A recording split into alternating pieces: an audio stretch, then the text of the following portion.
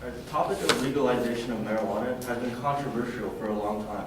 In the old days, people believed that it was just as bad as heroin, but as time went on, it progressively has become more accepted.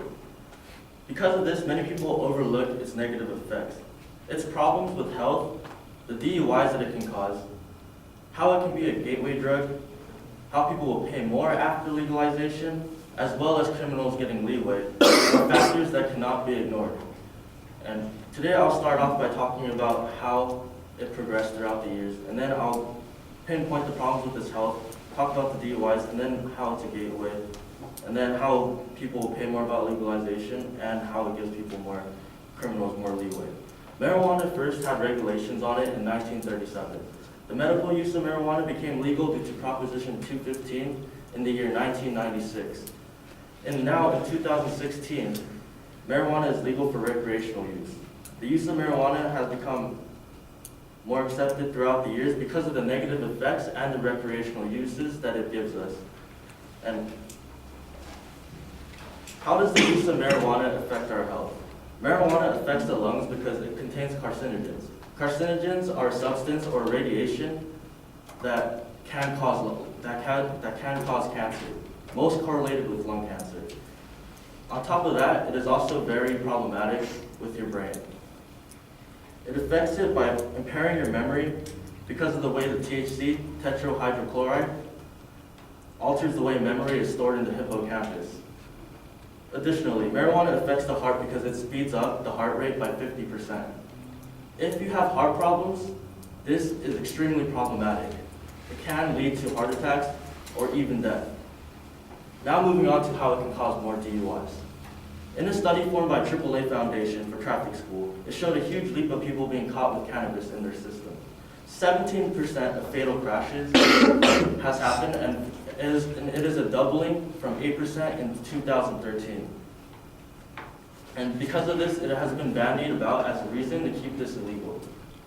The number of drivers involved in DUI situations who tested positive for cannabis has also increased from 19% to 33%. When somebody is driving under the influence of marijuana, they are driving with an impaired reaction time, judgment, and motor coordination. These are all attributes that can potentially cause car accidents.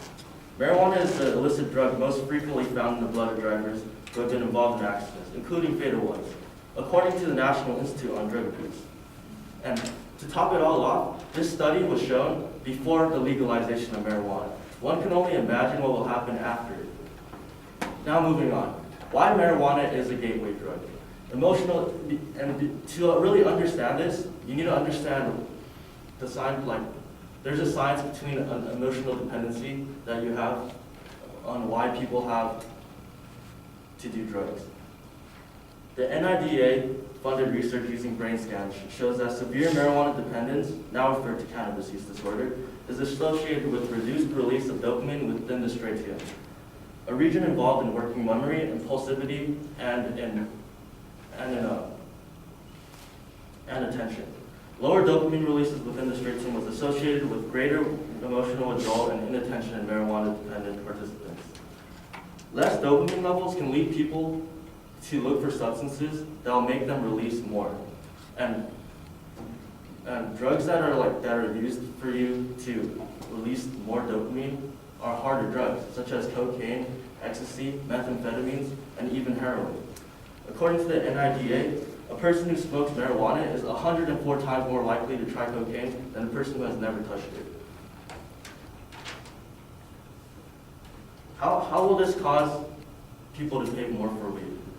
Dr. Rosalie Liccardo-Pacula, an expert with the RAND Corporation who has studied the economics of drug policy for over 15 years, has explained that the California Board of Equalization's estimate of $1.4 billion in potential revenue for the state is based on a series of assumptions, and in many cases, this is not credible and it is not validated. Dr. Pacula believes that there will be a greater incentive for people to stay in the black market and sell illegally due to the taxation. There is this conception that legalizing marijuana will help the economy greatly, and it will. There's no denying that, because marijuana is the #1 cash crop in America today, and that's with it not being legal. but there will be a tax of approximately $50 per ounce. And this will cause many people to rather buy from growers than from dispensaries themselves. And Washington and Colorado has already levied a tax on it that is 70%. That means 30% of what dispensaries make, they will not be seeing that. That's all that they will have. 70% is something that they will not see. More opportunity for dealers. Under the law, our CTCA, Regulate, Control, and Tax Cannabis Act, any resident can grow marijuana for personal use in a plot at home up to 25 square feet in size. 1 ounce of marijuana is equivalent to 60 to 120 joints, marijuana cigarettes. One plant produces 1 to 5 pounds or 16 to 80 ounces of marijuana each year. And 25 square feet of land can sustain about 25 plants. Therefore, an individual will be able to produce 24,000 to 240,000 joints a year. If people are allowed to produce this much marijuana at home, there will be a lot of leeway for pot dealers. They will not be able to, by law, to carry excess amounts of weed on their pockets without any government regulations. People tend to ignore the fact that marijuana and its legalization has negative consequences. Its toll on health, it being more prone to DUIs, how it can be a gateway drug, and how dealers will have more leeway is something that is not considered often. People are still too glorifying weed because of how the progressive movement has made it appear. With this information that I gave you today, I hope it will make you think twice about being happy about the legalization of it. Thank you.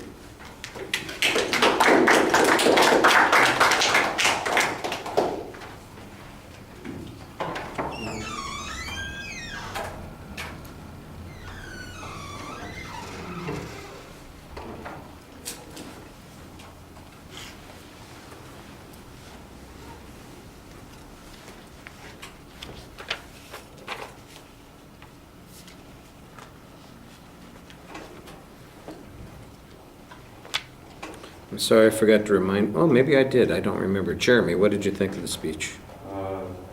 It was clear that you weren't supporting marijuana usage.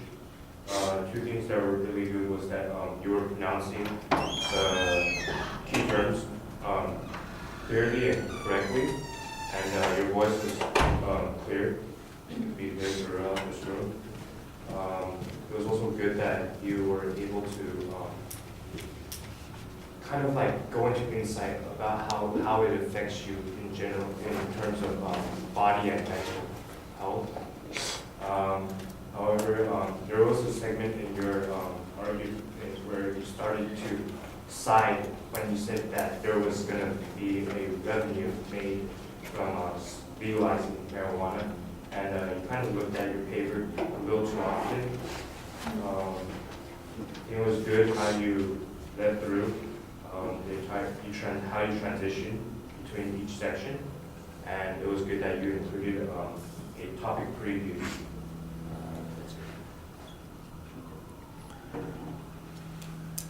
All right. I think the opening could be a little bit more interesting, but your point of view is relatively clear, although it sounds like you basically lay out your point of view and then you repeat almost verbatim the same sort of thing as your preview. That was a little bit awkward. The revenue issue wasn't in the preview, it wasn't in the structure, but it was in the speech, so that seemed a little bit strange. I wasn't sure why you decided to include that but not put it in the preview of the material. You signpost things very clearly, but sometimes it's a little ham-fisted the way you're doing it. It's like not just telling us where it is, but underlining it, circling it, pointing at it, jumping up and down, and kind of pointing out those sorts of things. You need to be a little more subtle about that, and the transitions could be a bit smoother. I thought that you did a good job citing information. The further you got into the speech, it sounded like you had more information that you were applying. I thought it was very good on the gateway argument. There's a lot of factual data on the production of marijuana that I think that's kind of where Jeremy was talking about your overdoing the reading of the notes there, because I think you've got some data there that is really, extensive. I think you need to slow down a little bit and talk about that and kind of give us a way of visualizing it. I was trying to figure out early on when you were talking about the DUI kind of issue, are these percentage increases, are they occurring because we are being more lenient in the way we're treating it? That seems like it would then suggest that the action that we've taken recently here in California is going to be very problematic. I think that's the way you want to phrase that argument.